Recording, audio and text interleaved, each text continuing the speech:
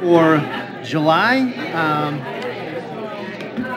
Bang it again. Just plow ahead. All right.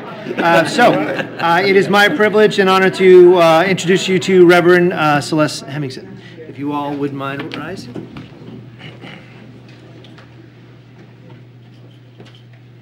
Almighty God, you have given us this great city to be our home.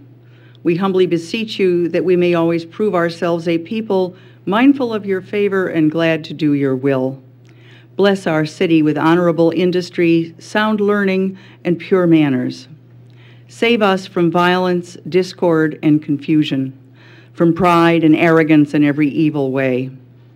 Endue with the spirit of wisdom those to whom in your name we entrust the authority of government, that there may be justice and peace among us, and through obedience to your law we may show forth your praise beyond our boundaries. In the time of prosperity, fill our hearts with thankfulness, and in the day of trouble, suffer not our trust in you to fail. Amen. You could all join me for national anthem? We just got to sing. How about the Pledge of Allegiance? I pledge allegiance To the flag of the United States of America, and to the republic for which it stands, one nation, under God, indivisible, with liberty and justice for all. You all be seated. Madam Clerk, if you call the roll, please. Councilor Bouchard. Here. Mayor Bullock. Here. Councilor Champlin. Present. Councilor Cohen. Here. Councilor Grady Sexton. Here. Councilor Hirschlag. Here. Councilor Keach. Here. Councilor Kennison. Excused. Councilor Kretovic. Here. Councilor Mattson. Councilor Nyan. Present. Councilor St. Hilaire. Here. Councilor Shirtliff. Here. Councilor Todd. Here. And Councilor Werner. Here. Great. We have the minutes before us from June 11th, 2018 council minutes. Is there a motion? Approval. Second. Motion made, second to approve the minutes of June 11th. Is there any comments? Seeing none, all in favor say aye. Aye. All opposed? The ayes have it. The motion is adopted. We have the minutes from June 14th, 2018. Move approval. Second. Motion made, second to approve the minutes of June 14th, 2018. Is there any comments, changes? Seeing none, all in favor say aye. Aye. All opposed? And the ayes have it. We have the minutes for June 14th, the Finance Committee. Second. Motion made and seconded to approve the Finance Committee minutes for June 14th. Is there any comments? Seeing none, all in favor say aye. Aye. All opposed? And the ayes have it. At this time, it's I'll recognize the presentation by the steering committee for the to end homelessness.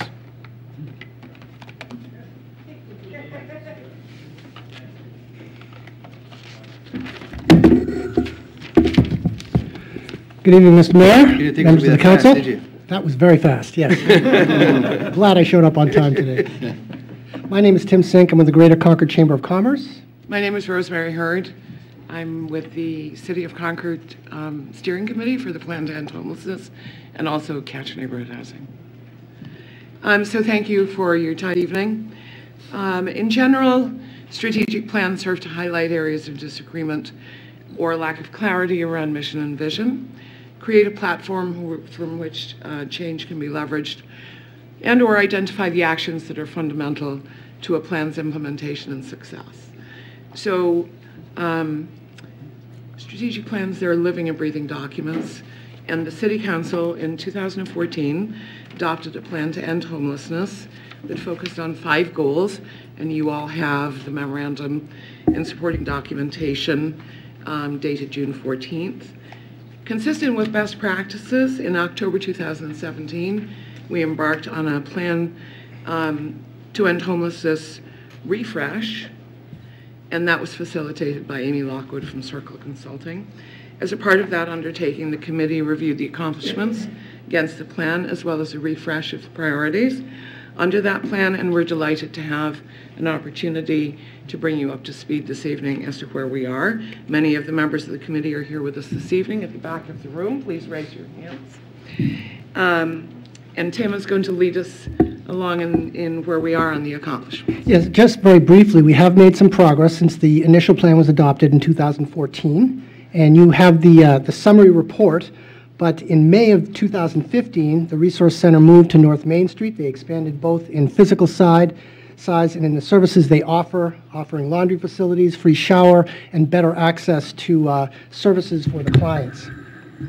Also, the community moved forward under the leadership of Mayor Boulay, responding to the closing of the winter shelter run by First and South Churches. and an interim winter shelter was operated for 2 years by the Friends program at St. Peter's Church. And during that same time, the coalition launched a campaign to build permanent winter space for winter shelter behind the existing resource center, and that construction is at or near completion, and that winter shelter will be ready to operate this coming winter. The coalition also launched Housing First Concord. That provides low barrier access to permanent supportive housing to 14 chronically homeless individuals. Clients either receive federal rental assistance to rent a private apartment, or they're housed in public housing through Concord Housing and Redevelopment. Concurrent to that, the Salvation Army McKenna House Shelter for individuals built in addition to their property. They've gone from 26 to 42 beds. Family Promise of Greater Concord was launched. They provide shelter opportunities for up to 3 families at a time.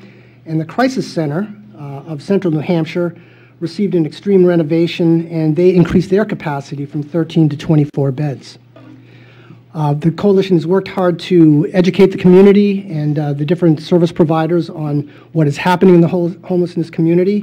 Funding has been increased. Significant federal, state, municipal funds have been leveraged to address the homeless in Concord, and in addition to that, the Charitable Foundation, a grant from the United Way, and Lincoln Financial Foundation have contributed to grant funding to enable the coalition to pursue other goals.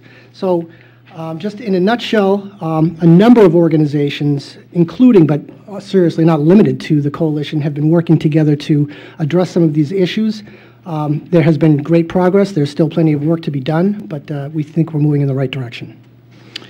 So moving forward, we're focused on 5 goals under the Refresh Plan: to increase access to healthy, safe environments for all homeless and precariously housed members of the Concord community; to increase the number of quality, permanent, affordable rental units for very low-income individuals and families; to increase knowledge about homelessness in Concord, costs to the community, services available, and future needs; to increase public and private funding for plan strategies; and last but not least, to ensure broad representation and engagement of stakeholders in the implementation of the plan to end homelessness. There are some fantastic folks working on this, very committed to moving this forward, and we look forward to being able to come back to you in another couple of years and tell us, everybody, where we are against all of those goals. We would be delighted to answer any questions anybody has. Thank you very much. Anybody have any questions? Seeing none, just thank you very much. Appreciate all the time and effort you put into this. This Thank is really you. important. And Thank you for your yeah, leadership. Great progress. So thank you. Thank you. Appreciate that.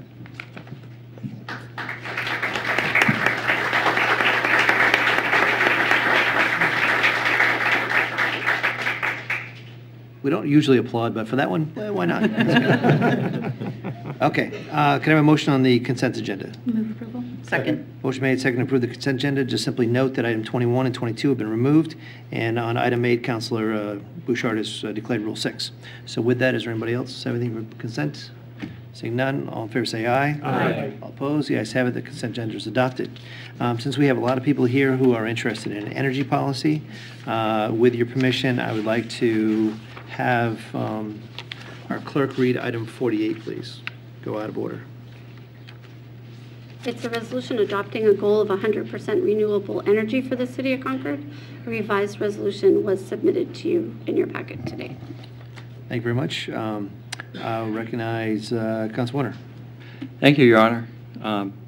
I want to speak to the resolution before us tonight. It was originally heard in public hearing in May. Since that time, we've had considerable discussion with several community partners, and we're bringing forth this revised resolution tonight for consideration with my colleagues here at Council. Important to know that the goal of 100% renewable energy by 2050 remains as the goal of this resolution. It sets forth a committee structure that will involve many elements of the community, business community, faith community, many other folks that will be interested in developing a strategic plan for this initiative and to move along this path. And there'll be several building blocks that we are concurrently working on, having to do with siting solar projects and making sure that our city is a welcoming place for renewable energy development. You'll be hearing more about that in the coming months. But I want to thank the many people who have commented on this resolution, and their input was very valuable and positive. And particularly want to recognize the Greater Concord Chamber of Commerce, working with them. I think it's very important that the business community is well represented in this work going forward. So I make a motion that we vote on this resolution at this time. Second. So would you like to say how you'd like to vote, to adopt it or not? Yes, Or would just like to vote to adopt this resolution. Thank you, Mr. Mayor. At this time, vote to adopt it, and Okay. and we'll. Motion made to adopt a resolution coming from our advisory committee on energy and environment. Is there any other comments? Councilor Todd. Thank you, Your Honor. I just want to thank Councilor Werner and everyone on the committee. I had expressed some concerns, and I think that the time spent in the intervening 2 months reaching out to the community and the Chamber of Commerce and other parties was definitely well spent. And I think it was an excellent process. Everyone had a chance to have some additional input, and I think the result that we have here before us is something we can be proud of. So thank you very much for all your efforts. Thank you. Anyone else? I'd just say thank you to the committee and for the efforts they put in. The only other thing I would add is I would echo the comments of Council Warner, and that just because we've adopted the resolution from the committee and there's a goal to put together a strategic plan, there's no need to wait. We should be working, starting yesterday on moving forward several of the policies that we've talked about, solar and otherwise. So I strongly encourage you to keep up the good work. With that, anyone else? Seeing none, ready for the question? All in favor say aye. Aye. All opposed? The ayes have it. Motion adopted.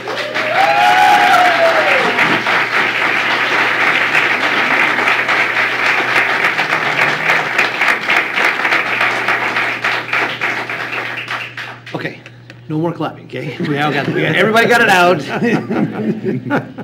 Okay. So this takes us to our, we'll go back on track here to our public hearings. Madam Clerk, item 39A, please. It's a resolution authorizing the city manager to submit an application in an amount of up to $500,000 and to accept and appropriate grant proceeds of up to $500,000 in Community Development Block Grant Housing and Public Facilities Funds for demolition of structures and other site improvements at 11 through 35 Canal Street. Would anybody be opposed to doing 39B with it as well, since they both apply to the same project? That's fine. All right, Madam Clerk, item 39B, please. Is a resolution readopting the city's anti-displacement and relocation policy statement and procedures. Okay. Mr. Manager. Your Honor, members of the council, I asked Mr. Walsh to provide a brief presentation. Your Honor, members of the council, there's a brief script I have to read into the minutes per Community Development Block Grant rules of the state of New Hampshire. First off, there are handouts in the back of the room discussing this particular project and community development block grants in general. Community Development Block Grant funds are available to municipalities through the New Hampshire Community Development Finance Authority. Up to $500,000 is available annually for economic development projects. $500,000 is available annually for public facility and housing projects, which is what we're pursuing tonight. And up to $500,000 is available for emergency activities. In addition, up to $12,000 is available per annum for planning grant studies. All projects must primarily benefit low and moderate income persons. The purpose of this public hearing is a proposed application to the Community Development Finance Authority for up to $500,000 in CDBG funds to be used for the demolition of structures and other site improvements at the property located at 11-35 Canal Street in Pennacook, formerly known as the Allied Leather Tannery, to assist with the development of 34 units of primarily affordable housing units that will be constructed by the Caleb Pennacook Limited Partnership, a direct affiliate of the Caleb Development Corporation, or an entity to be named. The project conforms with the city's housing and community development plan's goal of, quote, to assure that housing is available for families and individuals of low and moderate income and those with special needs. By way of background, the Community Development Block Grant Program is a federal program which is administered at the state level by the New Hampshire Community Development Finance Authority. For decades, the city has long used the CDBG program to support affordable housing projects throughout Concord. 11-35 Canal Street is a former brownfield site currently owned by the city. The city has been working diligently to redevelop the property since 2002. On May 18th of 2017, the city entered into a purchase option agreement to sell the property to the Caleb Development Corporation for $540,000. Caleb plans to develop 54 units of primarily affordable housing at the property. Phase 1 will feature 34 units. Project secured development permits and approvals from the city's zoning and planning boards last fall. Site improvements will be undertaken by the city using the CDBG funds prior to the conveyance of the property to the Caleb Group. Subject to the success of this grant application, the developer securing other funding for this project, as well as other terms and conditions set forth in the purchase and sale agreement, is anticipated that the property would be conveyed to the developer sometime in the summer of 2019. The city's Community Development Advisory Committee reviewed this application on April 25th. It was the only response to its proposal, or its RFP, and recommended that the City Council proceed with this CDBG application. Relative to the Residential Anti-Displacement and Relocation Assistance Plan, although this project is not anticipated to involve any displacement or relocation of persons or businesses, if the city were to undertake a CDBG project which involves such displacement, we would follow that plan. The plan outlines measures that the city or a subrecipient would take to find comparable, suitable housing for persons or businesses which are displaced or relocated as part of a community development block grant funded project. Happy to answer any questions. Do you have any questions? All right, seeing that, we'll open the public hearing. Anyone wishing to testify on the housing project in Pennacook? Anyone? Okay, seeing none, we'll close the public hearing. And would anybody be opposed to lumping together items 39C through 39F? No problem. Madam Clerk, good luck. Thank you. First one is a resolution authorizing the city manager to enter into a purchase and sales development agreement with Granite Center LLC concerning the sale of city-owned property known as the Dixon Avenue Public Parking Lot, as well as the redevelopment of real estate located at 4 through 6 Dixon Avenue, 8 through 14 Dixon Avenue, and 1 Eagle Square. Next is a resolution determining the project has a public benefit and approving an application by Granite Center LLC for a 7-year RSA 79E Community Revitalization Tax Relief Incentive for the renovation of real estate located at 4 through 6 Dixon Avenue. Then there's a resolution determining the project has a public benefit and approving an application by Granite Center LLC for a 5-year RSA 79E Community Revitalization Tax Relief Incentive for the renovation of real estate located at 8 through 14 Dixon Avenue. And then a resolution determining the project has a public benefit and approving an application by Granite Center LLC for a 5-year 79E Community Revitalization Tax Relief Incentive for the renovation of real estate located at 1 Eagle Square. Thank you very much, Mr. Manager. Your Honor, members of the council, we provided you with about a dozen different documents on all of these pieces and not including the public testimony. So what I'd like to do, instead of reading those to you, because I know you've read them, just touch on some of the nuanced pieces that I want to make sure that you're aware of. The sale of the city's Dixon Avenue public parking lot, the terms are attached in the purchase and sales agreement, and the developer will acquire the city's 7 spaces at Dixon Avenue parking lot for the sum of $145,000. So I just want to break that down for you. There's $95,000 for the real estate. There's $30,000 for the net loss of 6 parking spaces, $15,000 for the net loss of 3 other parking spaces on Store Street, and $5,000 to assist with the cost of restriping portions of Store Street. As you know, historical practice, the conveyance will be subject to easements for 1, any public improvements or infrastructure at the property, and 2, provision requiring full payment of property tax in the event it is ever sold to a tax-exempt entity. The impacts on public parking for the Bridge Street rights-of-way, the net of 6 parking spaces will be lost due to construction and landscape improvements. The developers agreed to compensate the city in the amount of $30,000. The Dixon Avenue parking lot, the developer is acquiring the property for fair market value. However, the sale will result in net loss of 7 public parking spaces there, and the city could use the proceeds to construct additional public parking if we so desired. You also have information related to Store Street parking lot and the conversion to permits, the Store Street new on-street parking spaces that are lined out, and that, of course, will be much more important as Store Street extension gets added in the future. You have the 79E incentives that are outlined in the development agreement, and you have the special covenants that are also there. So the benefits to the proposed project, and of course we're required to look at these and make a recommendation to the council, and the council makes the ultimate decision. The proposed project is consistent with the goals and recommendations of the 1997 Downtown Master Plan, the 2005 Economic Development and Tax-Based Expansion Plan, the 2006 Opportunity Quarter Master Plan, the Concord 2020 Vision Plan, as well as the 2030 City Master Plan. In addition, the project will expand the supply of market rate housing in downtown, a critically important component of the city's economic development strategy to preserve and enhance the economic vitality and vibrancy of the downtown central business corridor. In addition, currently 1 Eagle Square and 4 through 6 Dixon are approximately 50% vacant. The project will make a much-needed investments in each in order to secure new tenants and in turn maximize the values on these properties and future property tax revenues associated therewith. The project will also make the North Main Street storefronts at the Eagle Hotel handicap accessible. Those were some of the few we could not get done as part of the Main Street project. The project will result in the landscape improvements within the Bridge Street right-of-way, thus beautifying Doyen and Rotary Park, as well as expanding the intent of the city's recently completed Main Street Complete Street project. In addition, excluding revenues associated with the development permits and approvals, the project will result in revenues of $145,000 to the city associated with the sale of Dixon Ave parking lot and other compensation from the developer's impacts to the parking. I'd be glad to answer any questions. Any question of the manager? Council Chairman. Thank you, Your Honor.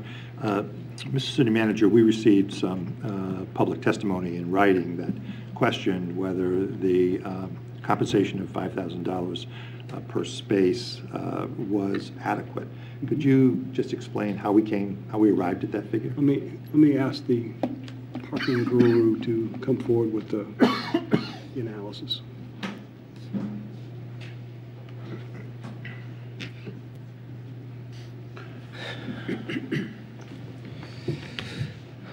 Good evening. Yes, this was a number that we discussed. We actually based it on some conferring with an outside engineer that was working on the citywide community center project. This was presuming that the parking would be constructed on city-owned land, and if the city wanted to maintain a supply of parking in this particular location in the city, we would probably go north of our Store Street parking lot, which is located beneath the Loudon Road overpass on the property that is behind the Holiday Inn.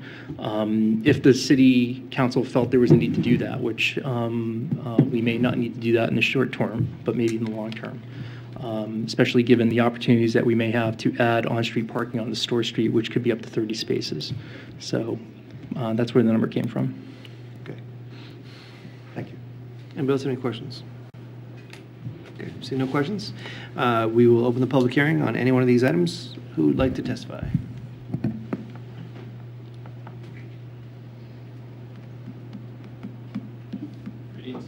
Good evening and welcome. Thank you. I'm Steve Dupree, the developer. How do you do? I can't remember. Different board you have to swear in. You, I'm just saying hello to. I'm Steve Dupree, one of the partners with John Chorlin in the Eagle Square, now called Granite Center project. Just briefly, first, I think this is about my 5th or 6th project that's been a public-private partnership with the city, going back to the very first one, which was saving the old Concord Firehouse from destruction many years ago. I want to thank the city staff. This project came about because of new market tax credits, which is somewhat of a specialty that we've used on Main Street. Last year, the Treasury determined that the census population and income in the tract that covers this area is no longer eligible for any further new market tax credit projects. But in a transition year, they said if you close a project by this fall, then even though the tract is no longer available for this kind of credit, you may do so. We found that out and found that the provider of new market tax credits in February had credits available. So it has been a 6-month sprint. Usually these projects take about 1.5 years, and we've crammed 1.5 years worth of work into less than 6 months. And the city staff, top to bottom, has put out a heroic effort, and I want to publicly thank them, particularly Matt in planning and engineering. It's been a lot of work. Just on an overview, our goal is to take that sort of dark corner of Main Street, which is the last undeveloped one, and try and clean it up. When you drive north and you look left towards the State House, you see that, and then you see a black hole, in part because of the Store Street garage, which blocks a lot of the view. And coming south after you get over the view of the very ugly, still standing, though they've promised for 30 years they'll tear it down, DOT buildings, you also see that corner. So our goal is to clean that up, repopulate it, refresh it, by taking those 3 properties, redeveloping, reconfiguring the parking, adding new tenants. On an overall basis, we have found that 79E, after we changed the law, is really useful in attracting tenants. And we think it will be useful here. We've had some great luck, but we could use a little bit more, and you never have too many tenants. And in this case, what we're asking for is about $140,000 of city tax benefit versus $600,000 that we're investing in public and quasi-public improvements, including the park, the facade, getting rid of the handicapped accessibility issues. So it's more like a mini TIF, really, than a 79E. You'll note that when 79E was changed, we used it for the Smile building. It was very helpful. Those were pretty decrepit buildings, but we didn't use it at the Bindery buildings because we, in effect, tore down what was a historic building. We hated to, but we had to. In this case, again, we're going to create about $140,000 of tax benefit for the tenants versus $600,000 of improvements. That represents 1% of a $14 million project. And when we looked at all the other TIF projects that have been done, or excuse me, the 79E projects that have been done, Remy's Block, the Smile, some other ones, they've been in the order of magnitude of 10%. So this is a pretty modest investment, but again, very key in attracting tenants. We think this is an important address for the city. It didn't get the handicapped accessibility straightened out because there are structural issues underneath the front steps, which we're going to have to solve, but we'll solve that. We'll make it fully accessible. Again, we want to take the park, which was Rotary Park right next to Remy's building, and really upgrade that substantially.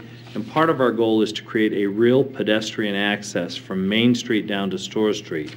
Because when the city, or the state rather, finally defines the 93 corridor, and then the city can define what it's going to do on Store Street, we think Store Street will become an important part of the downtown. Right now, if you go down those stairs, the city does a great job repainting them after the graffiti attacks.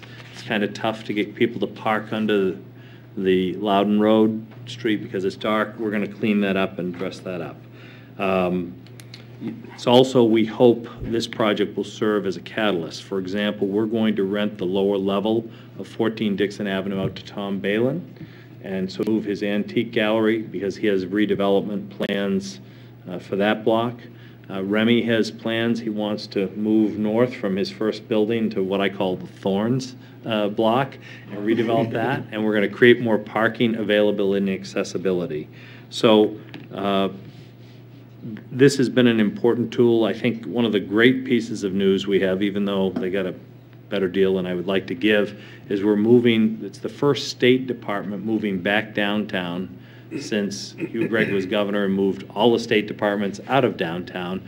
Our new Department of Economic Affairs is going to move into this property and be across from the State House. We think that's great for Concord's future, and it's good for the state. And I'd be glad to answer any questions. Our plan is to, if we're successful here tonight, is to close on this project before August 1st, start all the work, and have it all complete by December.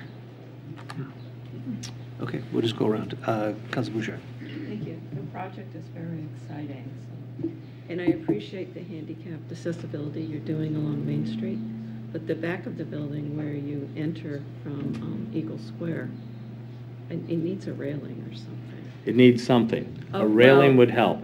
A railing would help Yeah. until you do whatever you're going to do. That's just dangerous.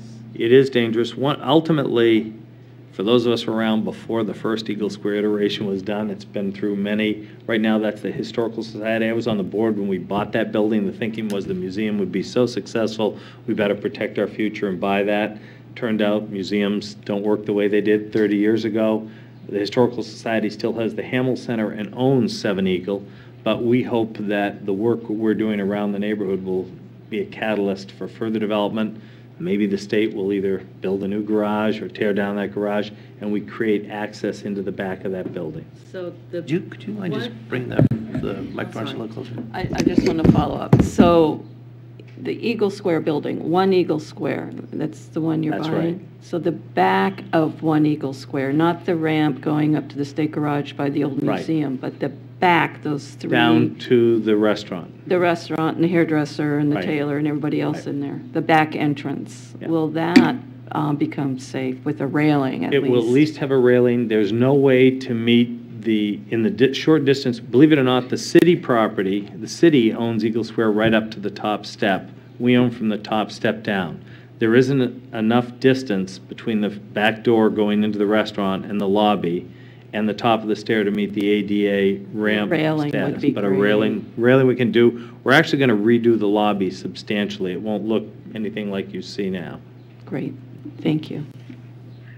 I said Council 9. Well, so, Your Honor, thank you. Anybody? Councilor Hirschlag then. Thank you, Your Honor. Thank you, Mr. Dupree. It does sound like a very exciting project, something that I think will add tremendous value to the city. Comes as no surprise. I do have concerns about granting 79E. You mentioned that this will have a benefit for your tenants. You also mentioned that the 79E benefit, if the council was to approve it, would only impact 1% of the total cost. So I'm wondering if you're willing to share what the difference in rents or costs to your tenants would be with 79E and without the 79E. Over the period of time, let me explain it this way. Tenants are reluctant to move to downtown when they have an option to move someplace else if they're afraid that because of the redevelopment you do, their taxes will go up so dramatically that if you tell them it's going to be $2.50 a foot based on X assessment, and without 79E, it went up dramatically, and you go to them and I said, I have some bad news, your taxes are double what you estimated, and they've signed a lease, they go, well, you said to us it was going to be less. Well, that was our best guesstimate going in. We can't control how the city assesses it. Even though we can show the city what we invested, that doesn't necessarily control what the assessment is. So what it does is it gives certainty to tenants who are thinking about whether they go downtown and take a chance on a project that's redeveloping, or they wait a year or two after it's redeveloped to see how the assessment is. And the key, this project is 50% vacant. The Eagle Hotel is 50% vacant. The upper floors, 4 Dixon Avenue is 50% vacant. It has been for years. And part of the key is giving those tenants certainty. That's what it does. Anyone else?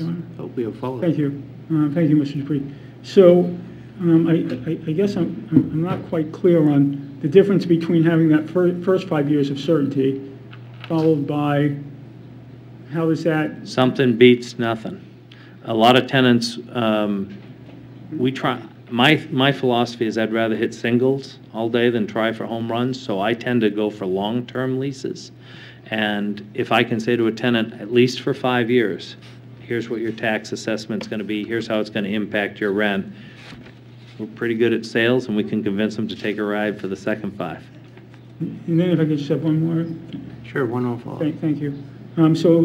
Back to my original question, if you're able to, if I know it may be a bit proprietary, but again, how would that affect the cost per square foot for rentals? Remember, we have 3 separate applications. We had to branch it out, the total benefit. So it's going to... I'm more concerned about the Eagle Square. Okay, this is back of the envelope, not using the envelope even. It's going to make about $1 a foot difference for those tenants who are moving in. And that's the tipping point.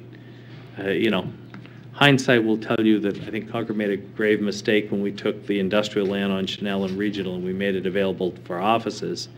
And I don't like to pick on the Municipal Association, but a great example is when they looked at going downtown to Pillsbury Street, they said we can go up behind Target, buy a cheap piece of land on sand with utilities, and construction costs are lower and taxes for some reason seem to be a little bit lower assessed and save ourselves money. So that can be a key difference for those tenants. All right, thank you very much. You bet. Anyone else? See that? Thank you very much. Appreciate Thank it. Thank you. Anyone else wishing to testify? Lots of people who want to share their thoughts. Okay, seeing that, we'll close the public hearing. That takes us, Madam Clerk, to our action phase, and item 40, please. It's a resolution authorizing the city manager to submit an application in an amount of up to $500,000 and to accept and appropriate grant proceeds of up to $500,000 in Community Development Block Grant Housing and Public Facilities Funds for demolition of structures and other site improvements at 11 through 35 Canal Street. Thank you very much. Is there a motion? Move approval. Second. Motion made, second to approve this item. Is there any discussion? Councilor Slade. Thank you again, Your Honor. As in the past, I still continue to have concerns about this project. It clearly, in my opinion, doesn't meet the historic character of the community, doesn't enhance the historic character. I don't believe that this particular project maximizes the value of the site that was so important during the community meetings and meetings with the city. One of the reasons that the extended cleanup didn't occur, that final leg of cleanup, was that it was my understanding that staff told us that even without that cleanup, we would be able to maximize the potential assessed value of that property. It's also in a TIF district, so there's still money that's owed the city, not a lot on the bond, but there is for some funds. And if the Riverfront Park is built there, that's another $1.2 million. So in all likelihood, that would delay any new revenue from that project coming back to pay for city and school services and county services. The community was extremely clear at a number during the Pennacook visioning process that they would like to see commercial on the first floor. For all those reasons and all the other ones that I won't get into this evening, I will not be able to support this project. Thank you, Your Honor. Anybody else wish to testify? Councilor Krenovic. Thanks, Your Honor. A few years ago, the Pennacook Village Association got together and they came up with a slogan for Pennacook. It's called Prosper in Pennacook. I think one of the things that we miss is people, and that's one of the elements that we really want to bring to the village to bring that life back. That's the reason I'm supporting this project. We need human beings in this village so that it can prosper and that those human beings can prosper there as well. Thanks. Thank you. Anyone else? Councilor Dodd. Thank you, Your Honor. I concur with Councilor Kretovic. That is one of the key reasons, I think, to move forward with this project. The other key reason, and the reason I'm supporting this resolution, and I believe the reason that most folks in Pennacook support this, is that there are a number of housing issues and challenges that are before us. No matter how much affordable housing Concord has, there's always going to be a need for more. If households who pay more than 30% of their gross income in rent are considered rent overburdened, and in Concord, 44% of people who rent are rent overburdened.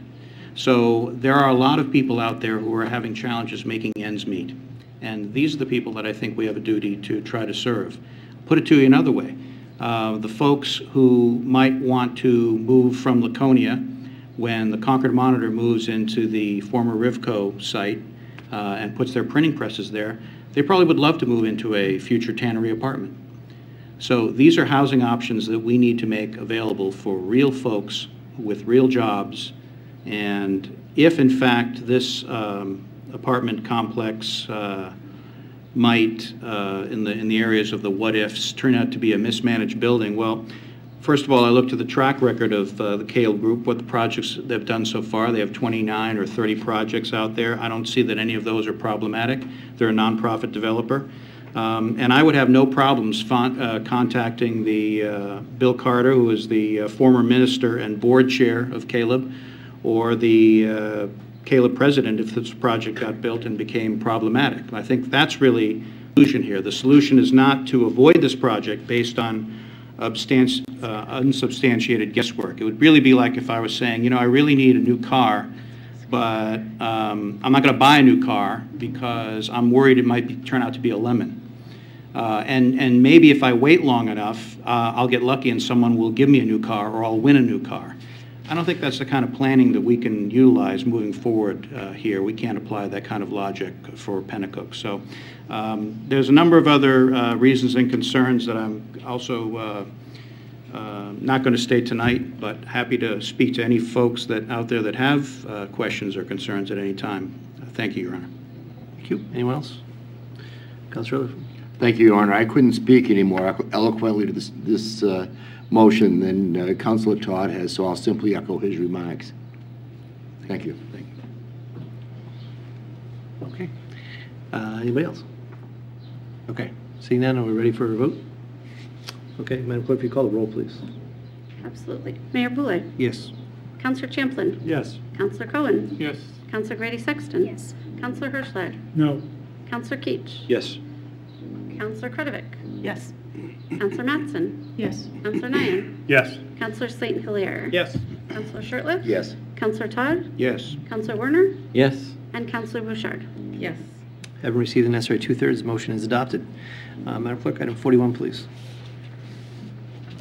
It's a resolution readopting the city's anti-displacement and relocation policy statement and procedures. Move approval. Second. Motion made and seconded to approve this item. Is there any discussion? Seeing none, ready for the vote. All in favor say aye. Aye. All opposed? The ayes have it. Motion is adopted. Item 42, please. A resolution authorizing the city manager to enter into a purchase and sales development agreement with Granite Center LLC concerning the sale of city-owned property known as the Dixon Avenue Public Parking Lot, as well as the redevelopment of real estate located at 4 through 6 Dixon Avenue, 8 through 14 Dixon Avenue, and 1 Eagle Square. Move approval. Second. Motion made and seconded to approve this item. Is there any discussion? We're going to take a 1-minute recess. I'll be right back.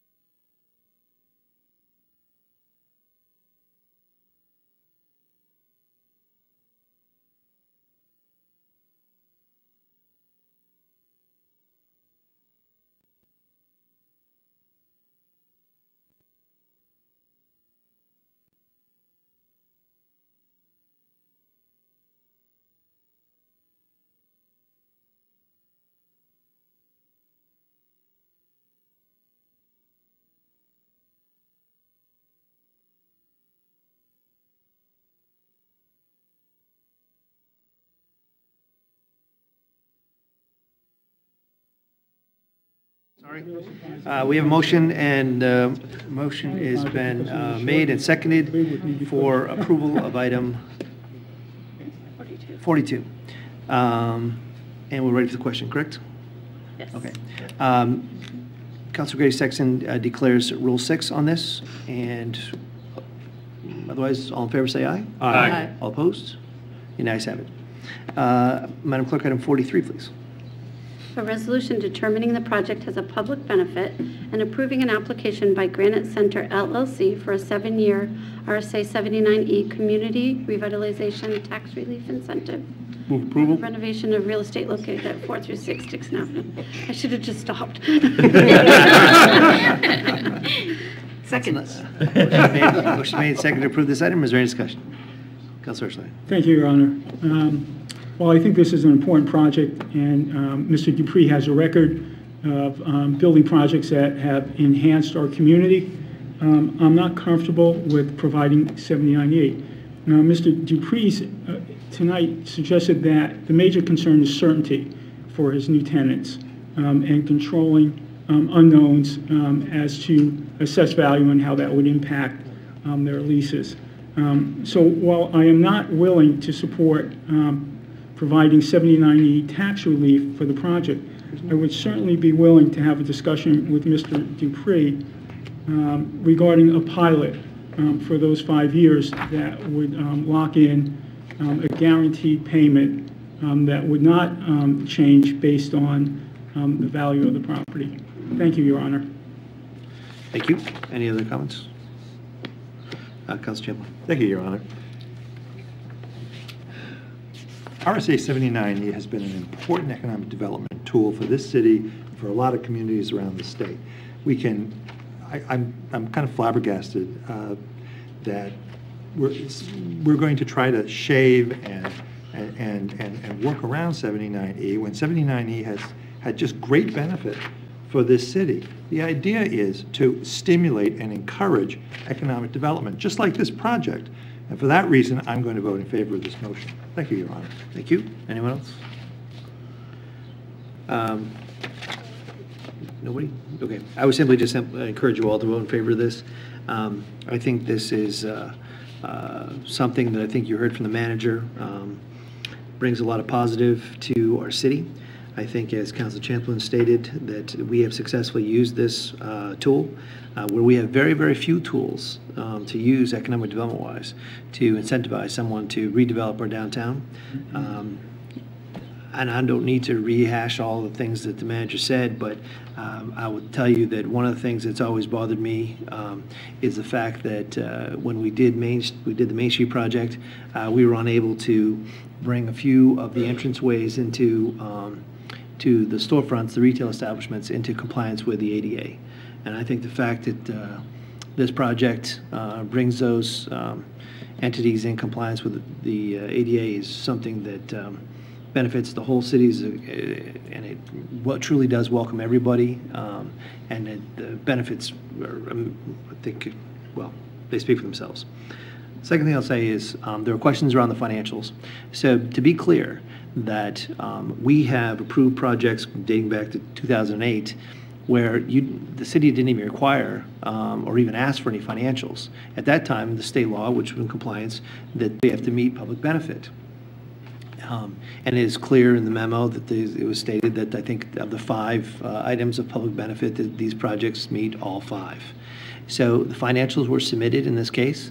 They were reviewed by the administration, and we have a recommendation from the administration to go forth with this project. So I have full confidence that the folks that we listen to and trust oftentimes have reviewed this and have said this is a necessary thing for this project to go forth. And I see nothing but positive economic benefit for everyone in the city. So I encourage you all to vote in favor of this. Anyone else? Councilor Stan, Thank you, Your Honor. It's also an entryway to our Main Street. And right now, it's a blighted entryway. And for us to not have to spend any money and have somebody else come in here and redo that and make it a welcoming entryway to Main Street is a tremendous asset to us. And so with a 50% vacancy rate on top of that, that we can hopefully build upon, we've always talked about this for a decade, about how we want to increase vacancy in the downtown area, plus revitalize the entryways. I mean, that's a win-win for us, the city, without actually having to spend the money to do it.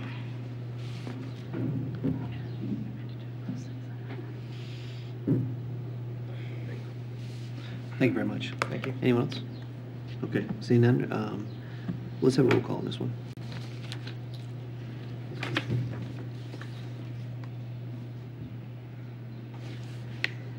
Mayor Boulay? Yes. Councilor Champlin? Yes. Councilor Cohen? Yes. Councilor Grady Sexton? Yes. Councilor Hirschlag? No. Councilor Keach? Yes.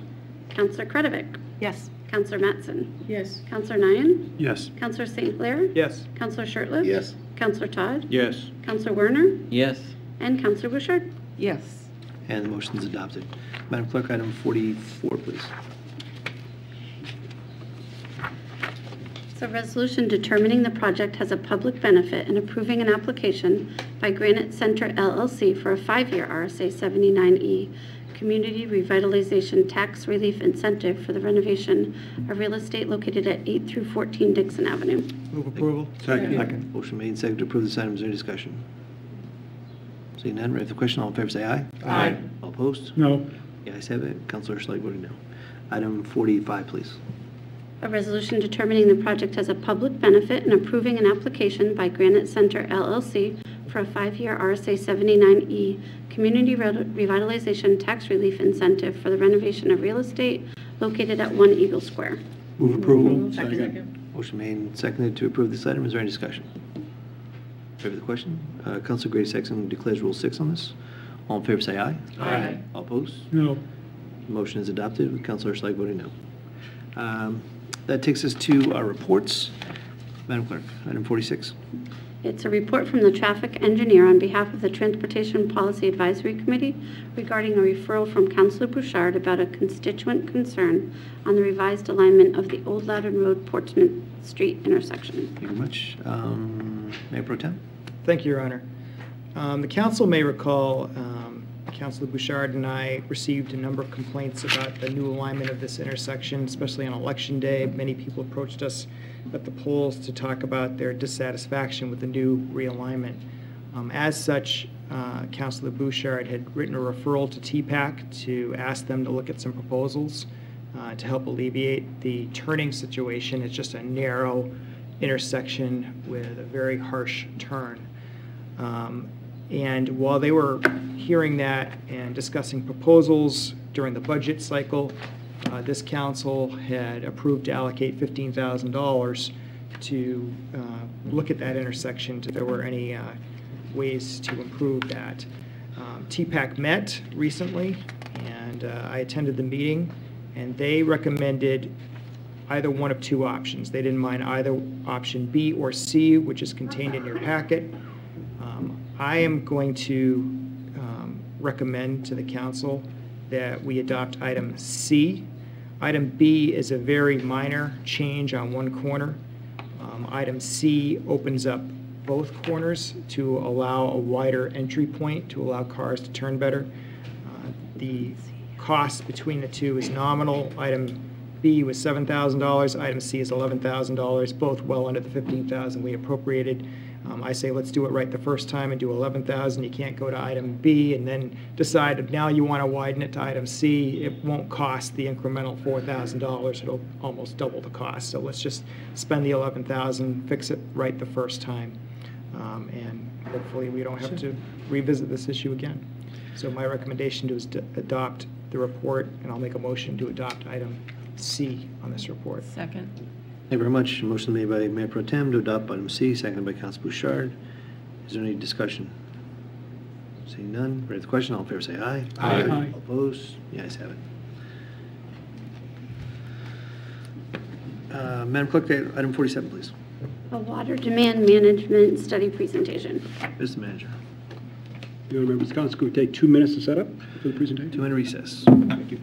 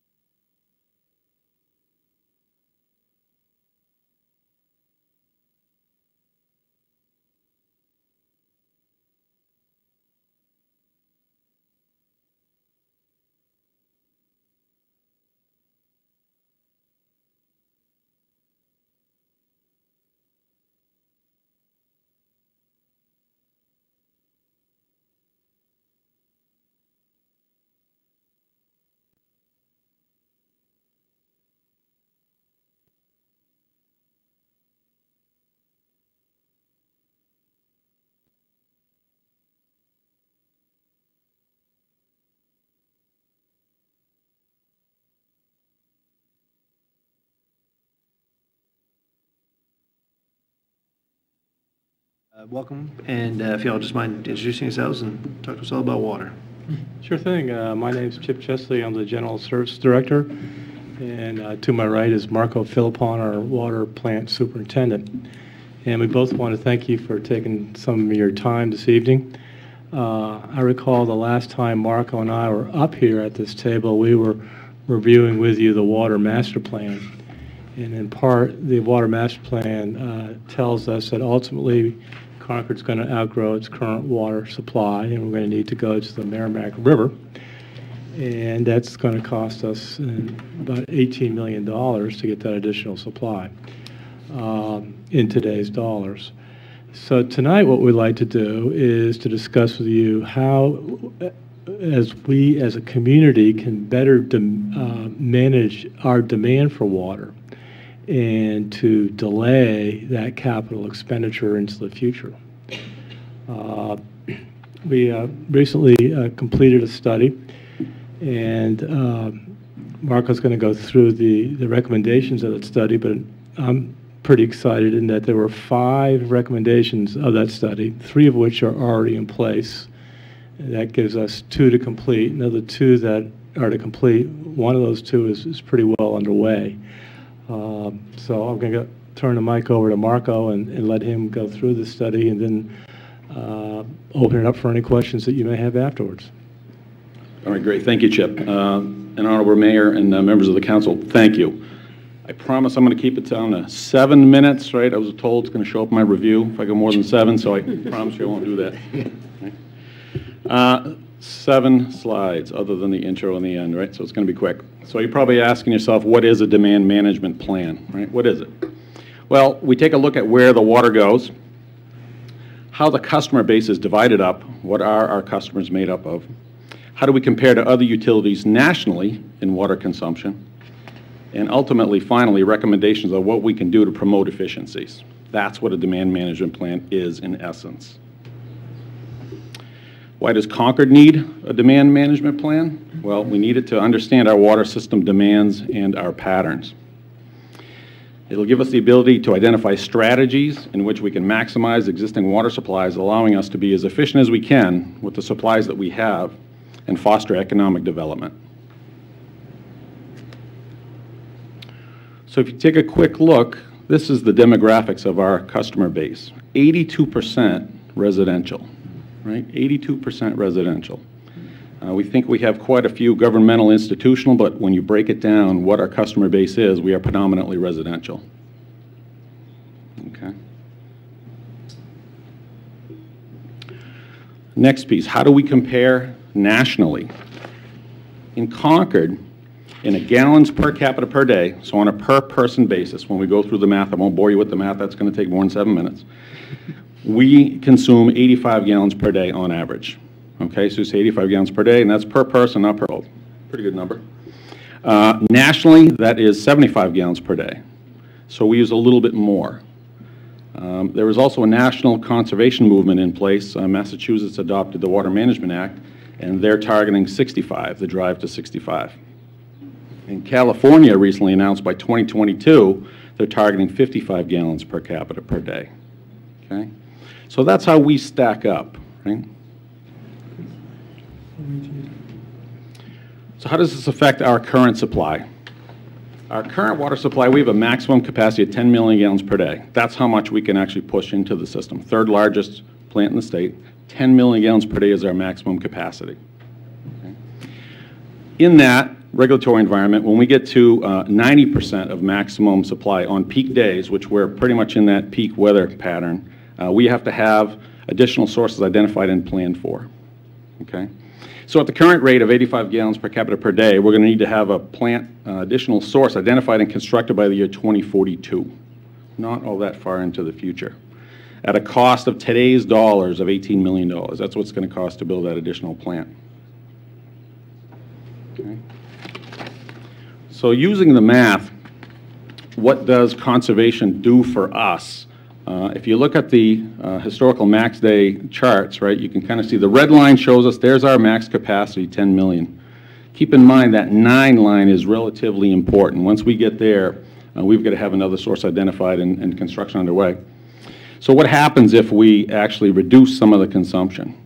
Well, if we reduce it to 75 gallons per capita per day, you can see that yellow line pushes us well past the graph, well past 2050 for a need for additional capacity. And if we were looking at 65 gallons per capita per day, you can see it pushes it again further out. I'll talk about that in a minute. So as Chip had mentioned, the top 5 plan recommendations that came out of this, 3 of them that we're already doing. What were these things? Monitor and maintain the distribution system to no less than an 85% metered ratio. Our in-house standard is 90. What does that mean? That means 90% of the water that I push out of the plant is accounted for. We know where it goes. It goes through a meter.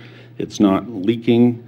We're not having theft, that kind of thing. So that is a large standard. That is our in-house target. It's not 15%, but 10%. Okay? Maintain an up-to-date meter testing program. If you understand the meter world, won't bore you with it, meters are designed to slow down as they age. So it is really up to the utilities to make sure we have accurate meters out there. So we have a very robust meter testing program. And a reduced distribution system leakage with an active leak detection program. We are the only utility in the state that has a conservation technician dedicated only to looking for leaks. So we're in great shape in the 3 out of 5. So 2 recommendations that came out of the plan that we're going to be working on now is, one is adopt and promote an appliance and fixture rebate program. So we're currently developing an appropriate program now, and a recommendation on our rate structure that would promote conservation. Those are the 2 items we're going to be working on. Okay. So we're going to complete the rate study to include a conservation component in it. And again, this is a requirement, a conservation rate is a requirement prior to applying for a new source of supply. So when we get to the Merrimack River, which we've identified as a long-term supply, we have to have a conservation rate in place.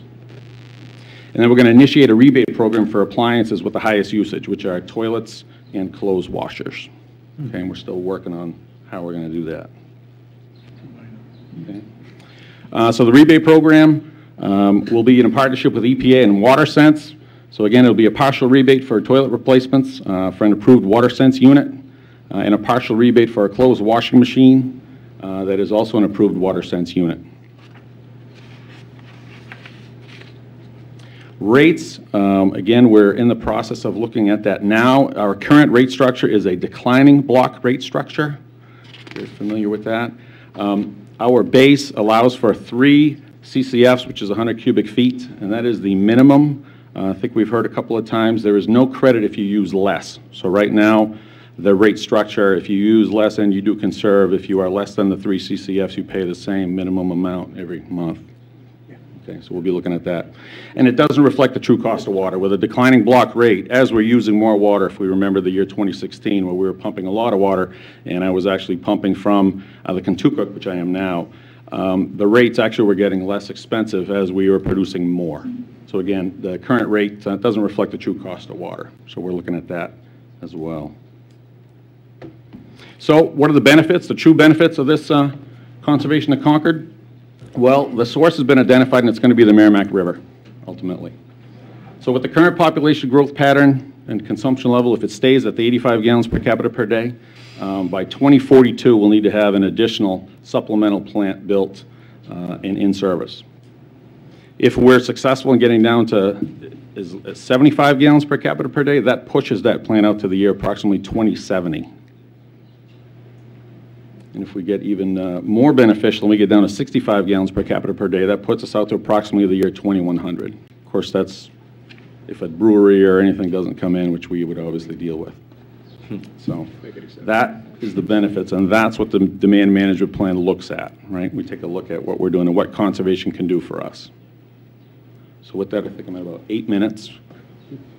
It doesn't reflect on my review. Sorry about that.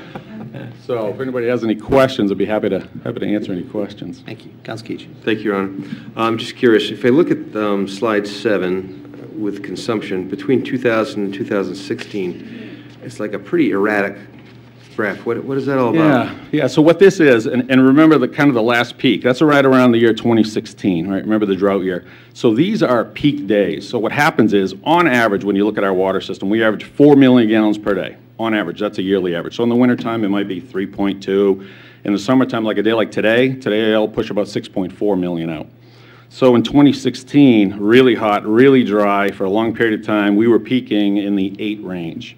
So it doesn't throw the trigger yet, and this is all reportable. I report everything obviously to the state, the regulatory environment. When it gets to the 90% range, that's when the flag comes up with, hey, what's your plan?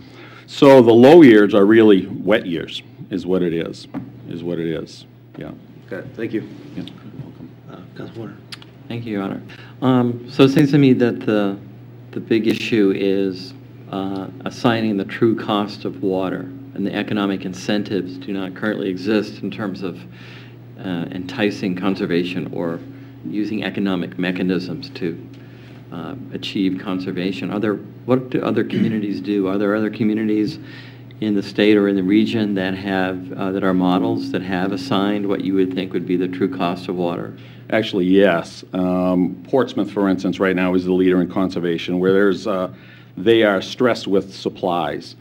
So what it is, they have multiple plans, including the rebate program, which I've had multiple discussions with them on how we support that program. There is grant money out there, but they actually have it in their operating budget to promote conservation, with the appliance and fixtures.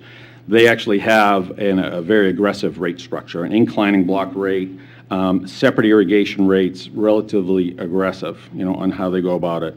And I think, like anything, rates is a balance, that we need. We are not Portsmouth. We're much more certainly affordable on the water side, and we have a much better supply to deal with. So I think we can take advantage of that. But again, to promote some of that conservation, there's a middle road. Okay, thank you. Councilor Schleck. Thank you, Your Honor. So I guess it's, how do we compare nationally? It looks at Massachusetts and California. Am I correct in assuming those are their goals? And if they are, what is their current use? So that is their goals. And actually, California right now, depending on what county, they break down the counties. Some of them are as high as 72. Some are already at the 55. So again, a lot of it has to do with the demographics of the community. What California is looking to do is limit counties on it and actually permitting, which is going to drive more conservation. 55 to me is, and again, that's a per person basis, not a per household basis. So if you've got 4, in the house, it's that kind of thing. Massachusetts is actually in the high 60s right now on average, so 68, 69, again, depending by community. Some communities are actually less than the 65. Thank you. So what is driving our use, that it's a bit higher than both the national average and then these other states that are being more aggressive in managing their water? Our water, to put it bluntly, our water's cheap. If you think about it, our average annual water bill is $309, although we're going to go up 3% with this new budget cycle. So $309 per year is the average household water bill. So it's relatively inexpensive. And again, where the rate structure kind of promotes, well, as you use more, like 2016, there was really no incentive to turn the faucet off, because actually when you're using more, it's getting a little less expensive as you use it. And it becomes my problem to kind of get it out there. So, yep, that's what it is. It's inexpensive. Councilor Todd. Thank you, Your Honor. First of all, I wanted to thank you and compliment you. I don't think anybody could see your very appropriate necktie you wore tonight with the fire hydrants. But is there any sense on the Mr. Chesley had a dog tie, but he decided. Did he? Yeah. I got the dogs too. I got the dogs and the hydrants. The conservation rate structure that it says currently completing. Any sense on when that will be finalized? Well, I guess we can. Probably within the next 3 to 4 months. Oh, so you're actually very close. I mean, we're close. So follow up, Your Honor. What would be the plan then in terms of rolling that out? Is that something you'd anticipate being able to roll out fairly soon? Anything of a financial nature would review with FPAC, and then from FPAC we come to the full council. Right. Okay, but so, sorry.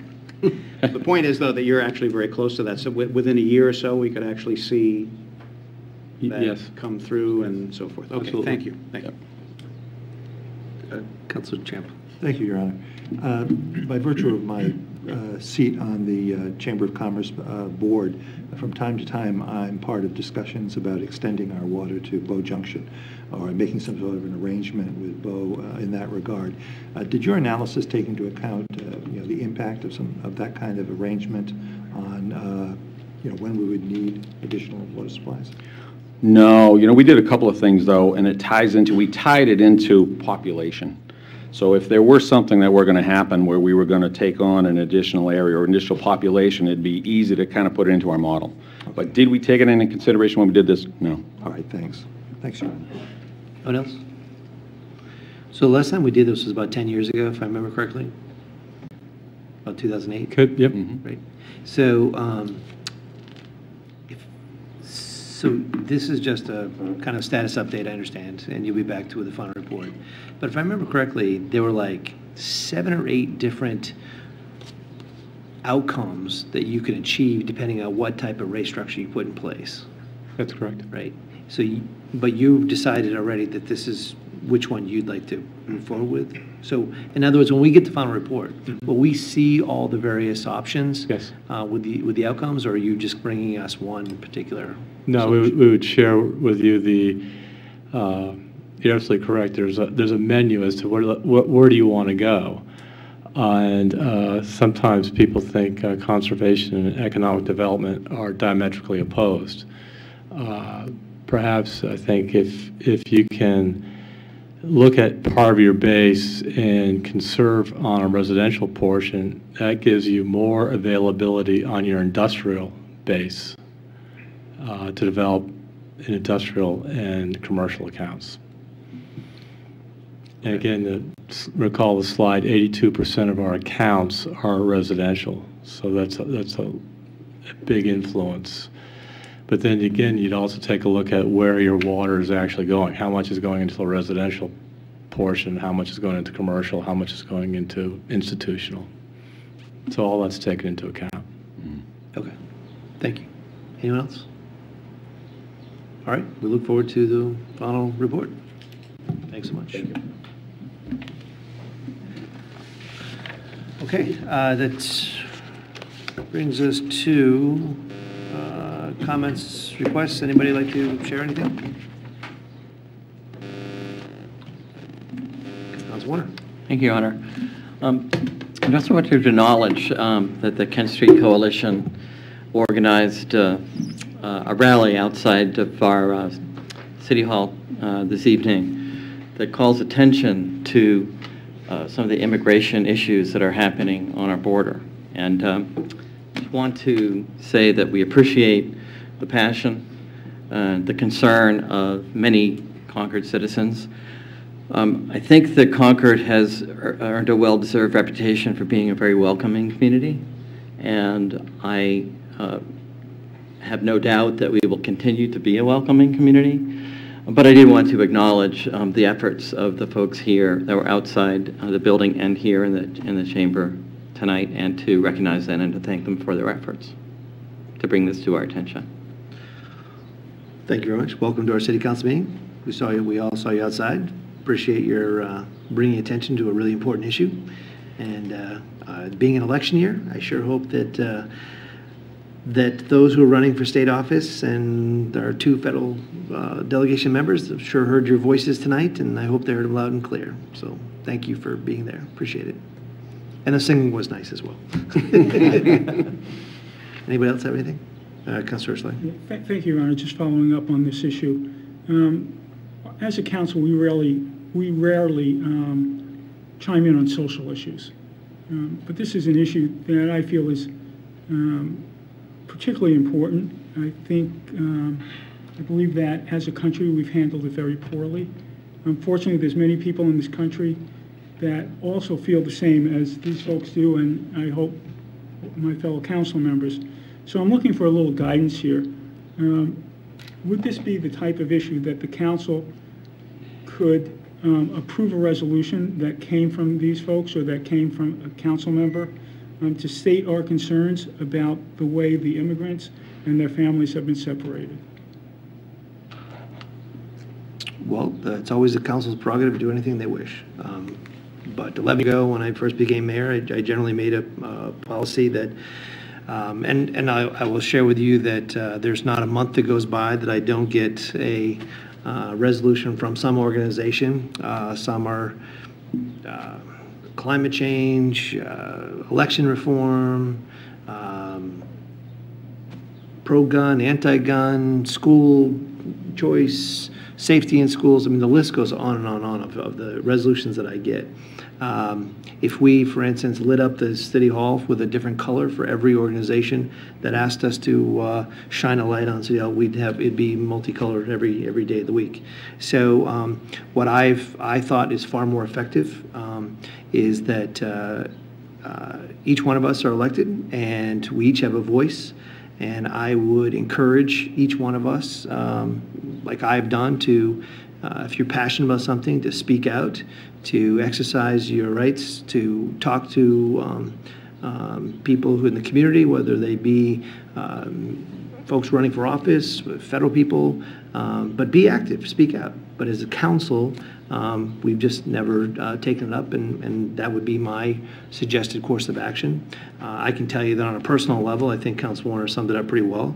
We have been an incredibly welcoming community. We've passed, you know, we get things from committees where we've actually adopted things, like the energy resolution. That came out of a committee process.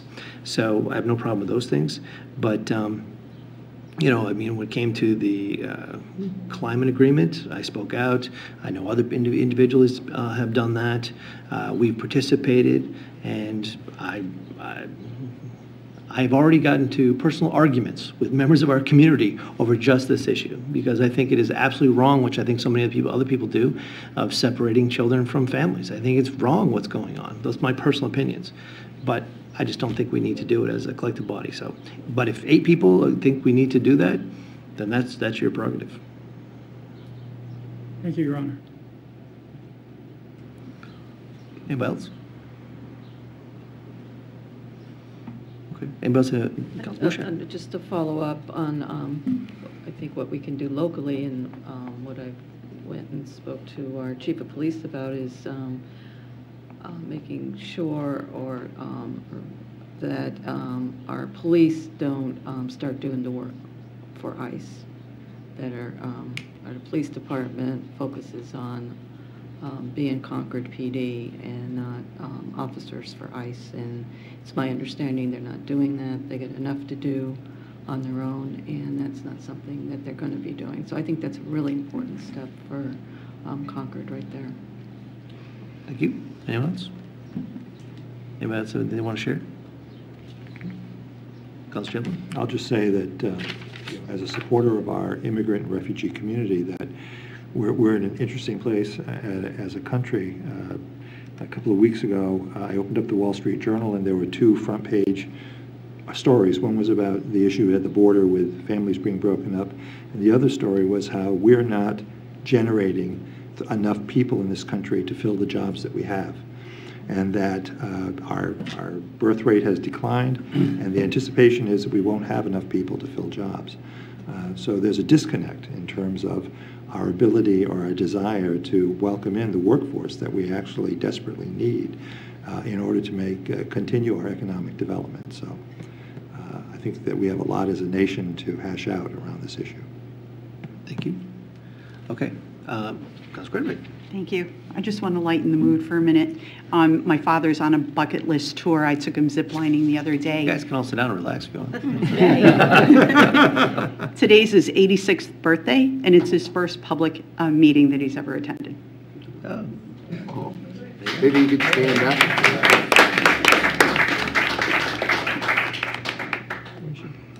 He's sitting next to my husband over there in the blue shirt. Good eye, Adam. Happy birthday, Dad.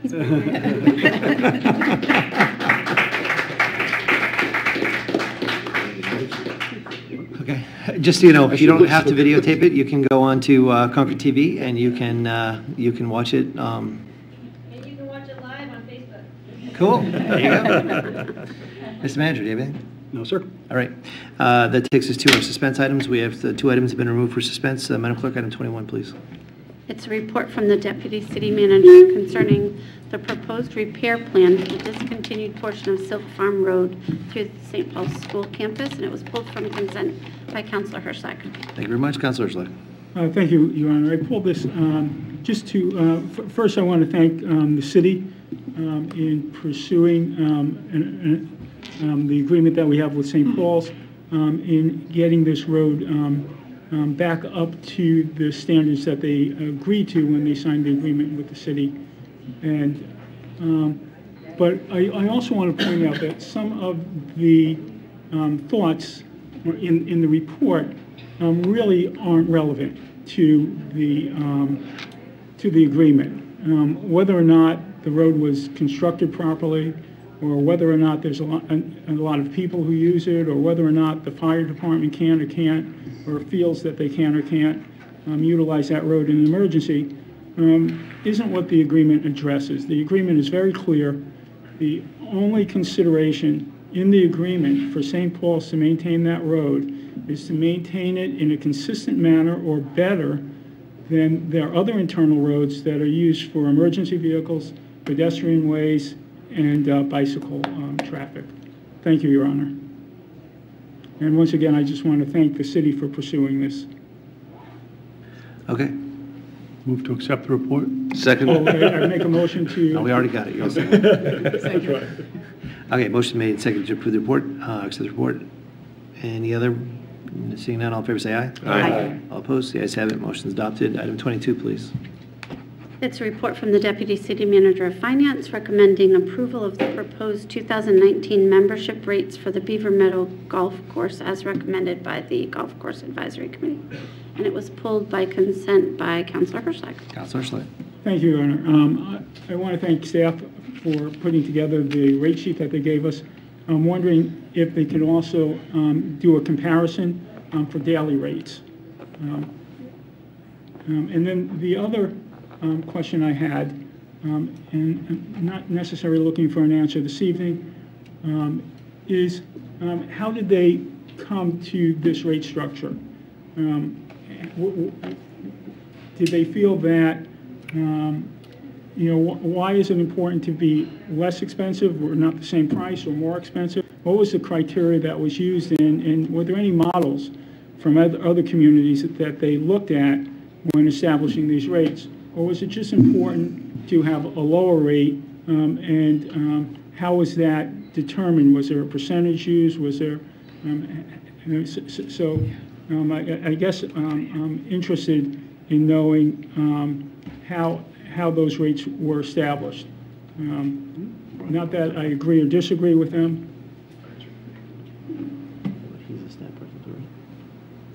I don't have the answer. I can, Mr. LeBron, I don't know if you can answer any of those questions. Again, if he wants to put together a report at a later date. I think it's in the ordinance. Pretty quick on his feet. Just to quickly try to answer your questions, Counselor, we met with the Golf Advisory Committee, and we took a look at the rates that were being presented or that are currently being charged by some of our competitors. And typically, the way that Beaver Meadow has worked is we've tried to keep our rates a little bit under what those other communities have been or what those other golf courses have been. And that's really the strategy that we've been trying to use. We work very hard to make Beaver Meadow, as good a experience for golfers as we can possibly make, great customer service, and as fair a price as we can possibly be. And that's really the strategy that the Golf Advisory Committee used in order to help us to develop those rates. So we didn't have a big model, or we didn't go out and look at other people's models or things like that. It's really trying to provide as best a service as we can and at as affordable a price. So is there a formula or a percentage that you look at in having those costs reduced compared to other clubs, or? There was no magic formula. It was really looking at what are the other rates that are out there. If we increase prices, by this much, what do we think that will do to the rate? When you're dealing with competition like other golf courses, there's definitely some guesswork involved in it. As you can recall, last year, we made some changes to some senior rates. And, there was some pushback on those, so the Golf Advisory Committee came back, and they made some additional recommendations based on the feedback that they were getting. Thank you very much. Thank you. Move approval. I'm sorry. No. Motion's been made and seconded to approve this. Councilor Cohen. I just want to emphasize that the Golf Course Advisory Committee is made up of at least 9 civilians. And what happens is the staff they give us the information that they have, and it's the members of the advisory committee, and they're representing all seniors, full-time members, even residents that don't play golf, that live in the neighborhood, and so that's where this comes from. It's not that the staff has given us a number and we just approve it. We're the ones that go back and give the information to the staff, and actually not to the staff, is to the city council, because that's who we represent. All these committees represent the council, and that's how the process is. So I just want to emphasize that. Thank you. Councilor Creditor. Thank you. Well, I would because echo your what father's here. Thank you. I would echo what Councilor Cohen said, but also reiterate that it is the committee that asks our city staff to find out what the costs are for these different levels of membership. And your other question that you asked with regards to the daily rate is decided at a different time. First, we do the membership rates, and then we look at the daily rates a little bit closer to the fall. We know from history that all of the clubs that are listed on this this spreadsheet here are now going to look at this based on what the council decides and set their rate for next year. So we are the leader in the market, and which is where we want to be. Thank you. Pro Tem. Thank you, Your Honor.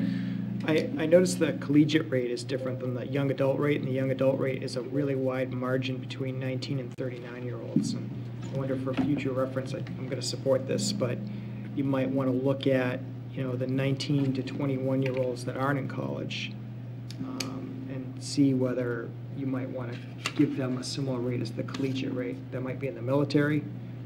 They might be taking 1 or 2 classes, not qualify as a full-time student, but some consideration for kids that are only 19 years old that aren't in college, paying more than somebody who is in college, who might actually have more means.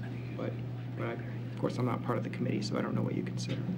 It's the fact that they go back to school in August, and so they lose the fall season. So they play less is your calculation. Correct. All right, well then I guess I'd still reiterate the difference between a 19-year-old and a 39-year-old. It's pretty. I have a 19-year-old at home that golfs. That's why I'm bringing this up. He plays and he pays for his own way, but he doesn't have the same resources as a 30 or 39-year-old, yet he would be paying the same rate. That's why I bring it up. I got him whispering in my ears. And all these things. Okay. What, are you going to pay for his next hole? Yeah, right. I just carry bags, that's all. Okay. Anyone else? Okay. With that, we have a motion to approve. All in favor, say aye. Aye. All opposed? You guys have it. Can we have a motion to suspend the rules to take up item suspense 1? So moved. Second. Motion made, seconded to suspend the rules to allow us to take up suspense 1. All in favor, say aye. Aye. All opposed? You guys have it. Madam Clerk, item suspense 1, please. It's listed as a referral to the Traffic Operations Committee. It's a communication from Kim Wheeler regarding excessive speeds on Rumford Street between Center and Washington Streets in Concord. Move approval. Second. Motion made, seconded to refer this to Traffic Operations Committee. Any discussion? Seeing none, all in favor, say aye. Aye. Opposed? You guys have it. That takes us to end of our agenda. Does anybody else have anything they'd like to share? Mr. Manager? No, sir. Okay. Council Keach moves, we adjourn. Second. Wait, excuse me, hold on. Council One thing, Your Honor. Your Honor. I got it. I got you. I did have one other. That's right. I have one thing, then you have. You go ahead first. The National Night Out occurs before our next city council meeting. Maybe the On the 7th. clerk could just remind us what date that is and time. I could look it up, I'm not sure. I believe I believe it's August 7th. 7th at 5 o'clock, I believe. Yes. So, National Night Out at Rollins Park. It's a great event. There's It a is. cornhole tournament that I will challenge anyone to right now. I need a partner. You're on. Okay. All right. Bold talk No for a beer. one-eyed You can't fat hold a man. beer in the park, all right? Yeah, well, that's another issue. Throws off his balance. Okay, I do have one other item that I would like to bring up, and I'd like to move in accordance with RSA 273A:32C to approve the cost items included in the collective bargaining agreement from July 1st, 2018 through June 30th, 2021 between the Concord Fire Officers Association, Local 3195, CFA, and the City of Concord. Is there a second? Second. Motion made and seconded to approve this item. I just want to simply say that, I'd like to say thank you to Local 3195 and to our administration and to our negotiating team for putting together, I think, a plan which is fair to both the employees and to the taxpayers. So thank you very much for all your hard work. Anyone else have anything? Seeing none, ready? All in favor, say aye. Aye. All opposed? The ayes have it. Thank you very much. So now, anybody else? All right, Council Keach moves we adjourn, seconded by Council Nyan. All in favor, say aye. Aye. All opposed? The ayes have it. Have a great evening. All right.